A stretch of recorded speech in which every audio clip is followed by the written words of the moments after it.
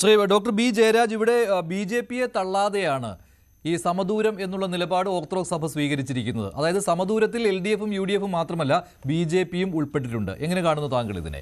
Orthodox സഭയുടെ കാതോലിക്ക ബാബയുടെ വാക്കുകൾ കൃത്യമായിട്ടും ആ സൂചന തന്നെയാണല്ലോ നൽകുന്നത്.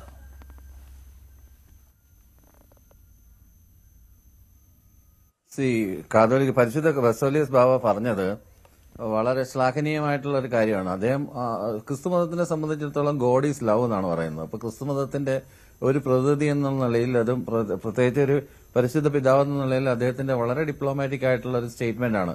ആരെയും ശത്രുക്കളായിട്ട് കാണുന്നില്ല, പക്ഷേ ഭരണഘടനയെ ഉയർത്തിപ്പിടിക്കണം. ഭരണഘടനയ്ക്കെതിരെ ഉണ്ടാവുന്ന ഭരണഘടനയെ ഉയർത്തിപ്പിടിച്ചുകൊണ്ട് മാത്രമേ നമുക്ക് ഇത്തരം അക്രമങ്ങളെ തടയിടാൻ പറ്റത്തുള്ളൂ. BJPക്കാർക്ക് അത് പലപ്പോഴും കഴിയാറില്ല, സംഘപരിവാർ സംഘടനകൾക്ക് അത് ഒരിക്കലും കഴിയാറില്ല എന്ന് പറയുന്നത് വളരെ കൃത്യമായിട്ടുള്ള സ്റ്റാൻഡാണ്. ആരെയും എതിർപ്പ് കാണുന്നില്ല എന്ന് പറയുന്നതാണ് സമദൂരം എന്ന് പറയുന്നത്. ആരോട് എതിർപ്പൊന്നുമില്ല, പക്ഷെ അവർ പറയേണ്ടുന്ന they are airing their grievances very clearly and fantastically they are airing their grievances and വളരെ ഡിപ്ലോമാറ്റിക് ആയിട്ടാണ് പറയുന്നത്.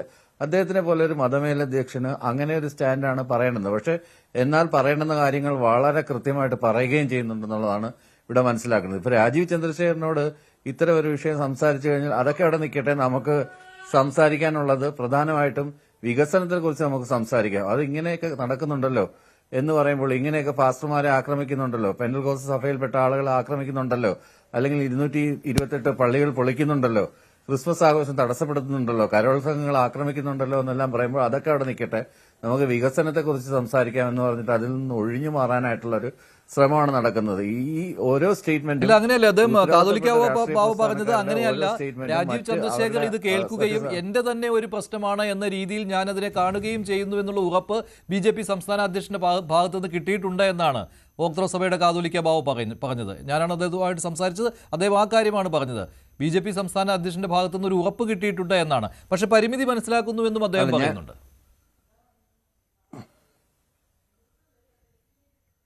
BJP സംസ്ഥാന അധ്യക്ഷന്റെ ഭാഗത്തുനിന്ന് മാത്രമല്ല, അഖിലേന്ത്യാ നേതൃത്വത്തോട് ചോദിച്ചാലും ഇതേ സ്റ്റാൻഡ് തന്നെയാണ്. പക്ഷെ അതൊന്നും നടപ്പിൽ വരുന്നില്ലെന്നുള്ളതാണ്.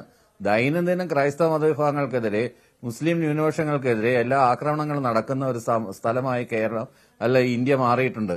അത് നമ്മൾ കണ്ടുകൊണ്ടിരിക്കുകയാണ് എല്ലാ ദിവസവും. ന്യൂനപക്ഷങ്ങൾക്കെതിരെ ആദ്യം first they come for the Muslims, then I didn't speak out because I am not a Muslim എന്നൊക്കെ പറയുന്ന പാസ്റ്റർ നെമുള്ളറിന്റെ കവിത ഓർമ്മിക്കുന്നത് പോലെയാണ്. Then they came for the Christians, അടുത്ത ക്രിസ്ത്യൻസിനെ തേടി വന്നു, പിന്നെ കമ്മ്യൂണിസ്റ്റുകാരെ തേടി വന്നു, അവസാനം എനിക്ക് വേണ്ടി സംസാരിക്കാൻ ആരുമില്ലായി വരുന്ന ഒരു സന്ദർഭത്തിനെ കുറിച്ചാണ് ഫാസിസ്റ്റ് കാലത്ത് പാസ്റ്റർ നെമുള്ളർ എന്ന് പറഞ്ഞ വിഖ്യാത കവി ആ കവിത എഴുതിയത്. അത് അക്ഷരാർത്ഥത്തിൽ ഇന്ത്യയിൽ നടന്നുകൊണ്ടിരിക്കുകയാണ്.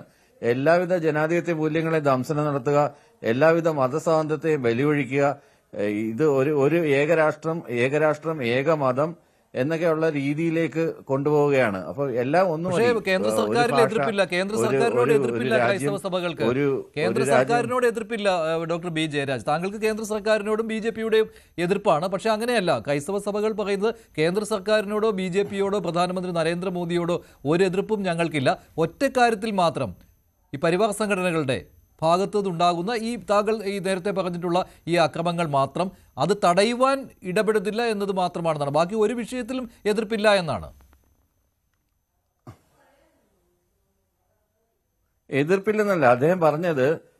BJPയുടെ റെസ്പോൺസിബിലിറ്റി അവർ നടത്തുന്നില്ല, ആക്രമണത്തെ അപലപിക്കുന്നില്ല, നടപടി എടുക്കുന്നില്ല എന്ന് പറഞ്ഞാൽ എതിർപ്പല്ലേ അത്?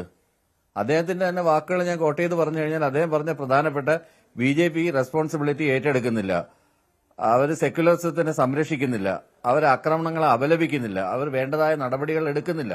ഇതിൽ കൂടുതൽ എങ്ങനെയാണ് ഒരു മതമേലധ്യക്ഷൻ പറയുന്നത്?